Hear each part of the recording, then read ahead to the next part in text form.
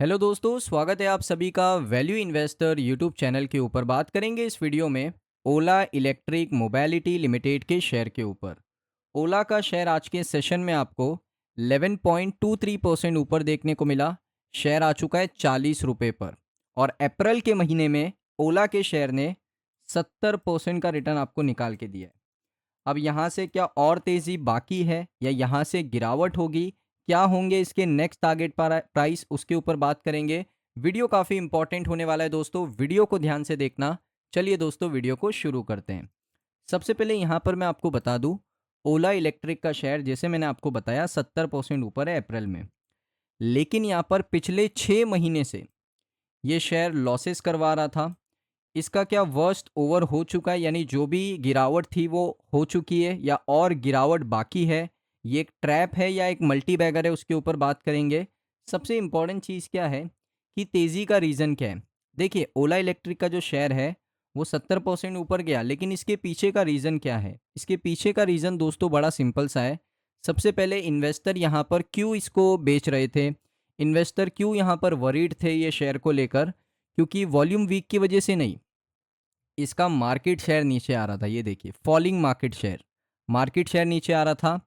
Cash ये लोग burn कर रहे थे और साथ ही साथ लॉसेस अपने बढ़ा रहे थे। लॉसेस को यहाँ पर कम नहीं कर रहे थे, लॉसेस इनके बढ़ते जा रहे थे। साथ में जो एग्जीक्यूशंस का इशू है वो तो कंपनी के साथ शुरुआत से रहा है। तो ये सारे रीजंस की वजह से शेयर नीचे आ रहा था।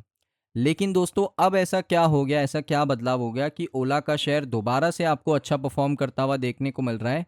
तो इसका रीज़न सिंपल सा है कि ओला का जो टर्न अराउंड हुआ है वो सबसे पहले मार्च के जो सेल्स के नंबर आए हैं, मार्च सेल नंबर, उस वजह से यहाँ पर टर्न अराउंड हुआ है।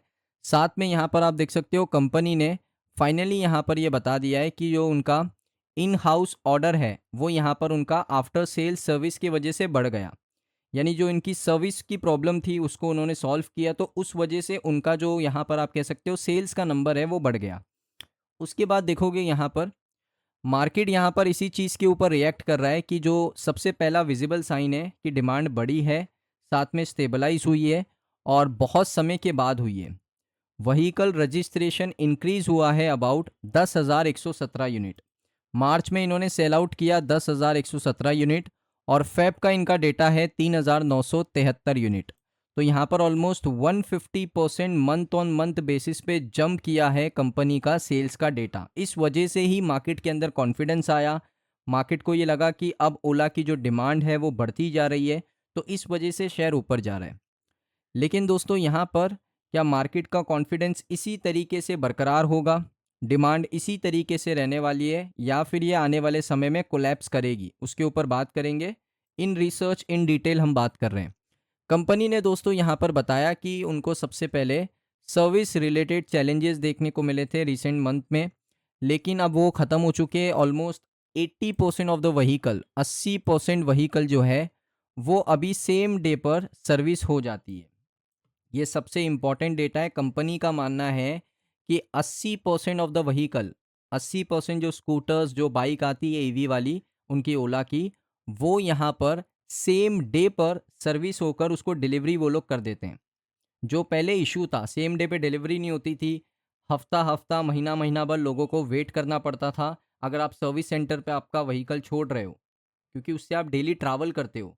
और उसके लिए अगर 1 हफ्ता लगे, 2 हफ्ता लगे या 1 महीना लग जाए तो आप परेशान हो जाओगे, आप दूसरी बार ओला का स्कूटर नहीं लोगे। तो उसी चीज़ को रिज़ॉल्व किया कंपनी ने और अभी उन्होंने मानना है कि 80%, यानी अगर 100 में से 80 गाड़ी ऐसी है जो सेम डे पर डिलीवर हो जाती है सर्विस होकर। तो ये दोस्तों एक काफ़ी अच्छा डेटा है ओला का, इस वजह से भी यहाँ पर सेंटीमेंट ऊपर गए। उसके बाद कंपनी ने अनाउंस किया था कि वो सिग्निफिकेंट प्राइस को रिड्यूस करेंगे अपने रोडस्टर 9.1 के लिए। 60,000 प्राइस इन्होंने कट कर दिया। साथ में सेल प्रोडक्शन के अंदर एक नई सेल इन्होंने लॉन्च करी है। तो ये सारे रीजंस की वजह से ना शेयर ऊपर गया। अब दोस्तों, क्या यहाँ पर इसकी रियलिटी है, वो एनालिस्ट की यहाँ पर बात मान लेते हैं, बात सुन लेते हैं। उन्होंने कहा कि जो रीसेंट प्राइस कट्स हुए हैं डेफिनेटली वो ओला को हेल्प करेंगे। जीएसटी के जो प्राइस कट हुए हैं उस वजह से क्या हो रहा है, ओला को हेल्प करेंगे। साथ में जो रिसेंटली उन्होंने उनका जो रोडस्टर एक्स प्लस है उसका जो प्राइस है 60,000 रुपये से कम कर दिया, तो उस वजह से भी सेल्स ऊपर बढ़ेगा, वॉल्यूम ऊपर बढ़ेगा।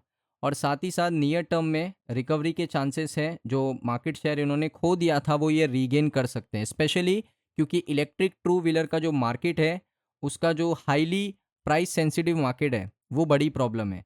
तो उसमें क्या होता है ना, लोग अफोर्डेबल देखते हैं। अगर ईवी का जो मार्केट है दोस्तों, कैसा मार्केट है कि उसमें जो आपको व्हीकल है वो काफ़ी एक्सपेंसिव मिलती है। अगर आप पेट्रोल और उसको कंपेयर करोगे ना तो आपको यहाँ पर जो ईवी का प्राइस है वो ज़्यादा मिलेगा एज़ कम्पेयर टू पेट्रोल। तो अगर ओला यहाँ पर अपने व्हीकल के प्राइसेस को 60,000 रुपये से कट कर रहा है तो इसका मतलब है कि जो इंडियन कंज्यूमर है वो ओला की तरफ दोबारा जाएंगे। ओला उनको एश्योरिटी दे रहा है कि उनका जो व्हीकल अगर सर्विस करवाना है तो सेम डे पे सर्विस करके मिलेगा। हाइपर डिलीवरी सिस्टम आपको मिलेगा, स्पेयर पार्ट की कोई चिंता आपको देखने को नहीं मिलेगी। अगर इतनी सारी चीज़ें ओला ऑफ़र कर रहा है, साथ में कुछ एक्सचेंज ऑफ़र भी है, पुराना ओला स्कूटर लेकर आओ, नया लेकर जाओ। तो इतनी सारी चीज़ें अगर ओला ऑफ़र कर रहा है, तो कस्टमर आएगा और व्हीकल खरीदेगा और वही चीज़ आपको मार्च में देखने को मिली। लेकिन दोस्तों इसमें इम्पोर्टेंट चीज़ क्या पता है? कंटिन्यूटी रहती है क्या नहीं। अब मार्च का नंबर अच्छा आ गया, सबने मान लिया, मार्केट ने भी मान लिया कि भाई अच्छा काम कर रहे हैं। मैंने भी मान लिया, आपने भी मान लिया। क्या अप्रैल का नंबर अच्छा होगा? क्या मई का नंबर अच्छा होगा? ये सबसे बड़ा दोस्तों यहाँ पर सवाल है। अगर अप्रैल में भी कंपनी का सेल 12,000 15,000 यूनिट होता है, अच्छी बात है। मई में कंपनी का सेल यहाँ पर 16,000 18,000 यूनिट होता है। तो इससे क्या देखने को मिल रहा है कि मार्च में अच्छा किया आपने 10,000 यूनिट, अप्रैल में आपके 12,000 यूनिट हो गए और मई में आपके 15,000 यूनिट हो गए। तो इसमें आपको क्या देखने को मिल रहा है? एक यू शेप रिकवरी भी देखने को मिल रही है, साथ में आपकी कंसिस्टेंसी भी देखने को मिल रही है। तो अभी शेयर को जज करना कि ऊपर जाएगा, नीचे आएगा, गिरेगा, बहुत मुश्किल है क्योंकि अभी हमारे पास डेटा लिमिटेड है, सिर्फ मार्च का डेटा है। अप्रैल का डेटा आने दो, अप्रैल में कंपनी किस तरीके से सेल्स करती है वो पहले पता लगने दो। मई का डेटा आने दो, मई में कंपनी किस तरीके से सेल्स करती है, तो उसके बेसिस पे हम इसको जज कर सकते हैं। अभी जज करना बड़ा मुश्किल है, तो अभी भी कॉशियस रहने की ज़रूरत है ओला इलेक्ट्रिक के अंदर। और साथ ही साथ कंपनी के ऊपर डेट भी काफ़ी ज़्यादा है, वो भी एक बड़ा प्रॉब्लम है। तो अभी थोड़ा कंपनी को यहाँ पर ये कहना थोड़ा मुश्किल है कि अभी जितना भी खराब चीज़ें थी वो ख़त्म हो चुकी है। अभी कंपनी को देखना बाकी है। देखिए, एनालिस्ट ने भी यही सेम चीज़ कही है। उन्होंने भी कहा है वेट करो सेल्स फिगर आने का। अप्रैल और मई के सेल्स फिगर आने का वेट करो, क्योंकि अगर अभी आप डिसाइड कर लोगे ये मल्टी बैगर है और अप्रैल के नंबर अच्छे नहीं आते तो शेयर गिर जाएगा। मई के नंबर नहीं अच्छे आते, शेयर गिर जाएगा। तो इसीलिए दोस्तों 3 महीने का डेटा, 90 डेज़ का सेल्स का डेटा आने दो, उसके बाद ही डिसाइड करेंगे कि ये मल्टी बैगर है या फिर ये ट्रैप है। तो थोड़ा वेट करना यहाँ पर अभी कंपनी के लिए ज़रूरी है और हमारे लिए भी ज़रूरी है। साथ ही साथ और कॉम्पिटिटिव लैंडस्केप में अगर आप देखोगे ना, ओला ने अभी तक ये नहीं बताया कि प्रॉफिटेबिलिटी के चांसेस कितने हैं, क्योंकि आपने क्या किया है, 60,000 रुपये से आपके प्राइसेस को कट किया है, उससे सेल्स तो बढ़ेगा, लेकिन प्रॉफिटेबिलिटी के इश्यूज़ यहाँ पर बढ़ जाएंगे। तो प्रॉफिटेबल भी होना है कंपनी को, ऐसा नहीं अभी कंपनी लॉस मेकिंग है। मैं आपको दिखा देता हूँ, ये देखिए कंपनी लॉस मेकिंग है, लगातार कंपनी लॉस कर रही है। तो इसको प्रॉफिटेबल कैसे करना है वो भी अभी तक पता नहीं है। अभी कंपनी का मेन फोकस है कि पहले सेल्स को इम्प्रूव करे, अपने मार्केट शेयर को दोबारा से रीगेन करे। उसके बाद कंपनी देखेगी एक्सपेंस में क्या कम हो सकता है, प्रोडक्शन कॉस्ट को कम करना है या एम्प्लॉय कॉस्ट को कम करना है। और इन स्टोर तो कंपनी ने बंद ही किया, पहले कंपनी के पास ऑलमोस्ट 4,000 स्टोर थे, 4,000 से अभी 700 स्टोर है कंपनी के पास। तो स्टोर अपने कम किए हैं, उससे भी थोड़ा एक्सपेंस कम होगा, बट प्रॉफिटेबल बनना यहाँ से मुश्किल लगता है। उसके बाद अगर आप टेक्निकल व्यू देखोगे तो टेक्निकली यहाँ से दोस्तों ये लेवल पे सेटल हो सकता है शेयर 44 पे, 44 रुपीज़ पे सेटल होके यहाँ से थोड़ा सा एक रिएक्शन आ सकता है, एक प्रॉफिट बुकिंग आ सकती है। अगर दोस्तों Q4 के नंबर अच्छे आते हैं, Q4 के जो नंबर्स हैं वो अच्छे आते हैं, तो उसके बाद क्या होगा, शेयर यहाँ से दोबारा से रिकवर करेगा। तो अगर यहाँ से 44 रुपये के लेवल के बाद, क्योंकि यहाँ पर सेलर बैठे हैं, सेलर ने यहाँ पर सेल आउट किया है, तो अगर 44 के लेवल के बाद यहाँ पर टच करने के बाद थोड़ा ऊपर जाने के बाद शेयर नीचे आता है एक पुल बैक करने, तो पैनिक नहीं होना चाहिए। मोस्ट प्रोबेबिलिटी यही होती है कि नंबर्स अच्छे आएंगे Q4 के तो दोबारा से रिएक्शन दिखाएगा। तो दोस्तों ये वीडियो आपको कैसा लगा कमेंट सेक्शन में बताइए। अगर आपको वीडियो अच्छा लगा वीडियो को लाइक करें। मिलता हूँ नेक्स्ट वीडियो में।